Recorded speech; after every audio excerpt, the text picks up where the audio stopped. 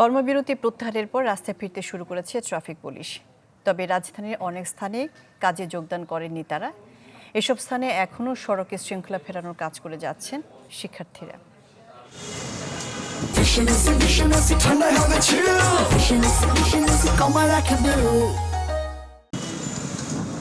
রাজধানীর ফার্মগেট যান চলাচল নিয়ন্ত্রণে কর্মব্যস্ত ট্রাফিক পুলিশ।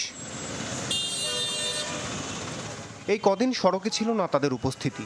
রোদে পুড়ে সেই কাজ করেছেন শিক্ষার্থী, আনসার, স্বেচ্ছাসেবী সংগঠনের সদস্যরা। সোমবার সড়ক ব্যবস্থাপনার দায়িত্ব বুঝে নিয়ে ট্রাফিক সদস্যরা কাজ শুরু করেন আগেকার নিয়মে। ভয় ভীতির ভিতরে কিছুদিন ছিলাম, এখন আমাদের কর্তৃপক্ষ স্যারেরা অর্ডার দিছে, আমরা আবার ডিউটিতে আসছি।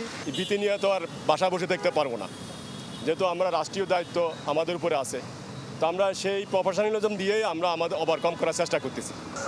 কোনো কোনো পয়েন্টে দেখা মেলেনি কারো, সেখানে রোজকার মতোই লাঠি হাতে দায়িত্ব সামলেছেন শিক্ষার্থীরা। ট্রাফিক নিয়ন্ত্রণে কোথাও আবার একসাথে কাজ করেছেন পুলিশ, ছাত্র জনতা।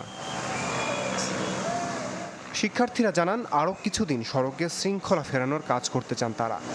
যতদিন পর্যন্ত একটা সুষ্ঠু পরিবেশ তৈরি হবে না, ছাত্র সমাজ এই মাঠ ছাড়বে না। আমরা যেভাবে কন্ট্রোল করছি, আনসার স্যাররা যেভাবে কন্ট্রোল করছে, তারাও সেভাবে কন্ট্রোল করুক, যাতে আমরা দেখে আর তাদের উপর রাগ না করতে পারি, তাদেরকে সেলুট করে যেতে পারি। আমরা আসার পরে তারা আমাদের খুব সাদরে গ্রহণ করে নিয়েছে এবং আমাদের সাথে আরও 2-3 দিন তারা কাজ করবে এই মর্মে তারা ব্যক্ত করছে। গেল কদিন সড়কে কাজের অভিজ্ঞতায় মানুষের মধ্যে আইন মানার প্রবণতা খুব একটা দেখেননি বলে দাবি ছাত্রছাত্রীদের। তাই সবাইকে সুনাগরিক হিসেবে শৃঙ্খলা মানার আহ্বান তাদের।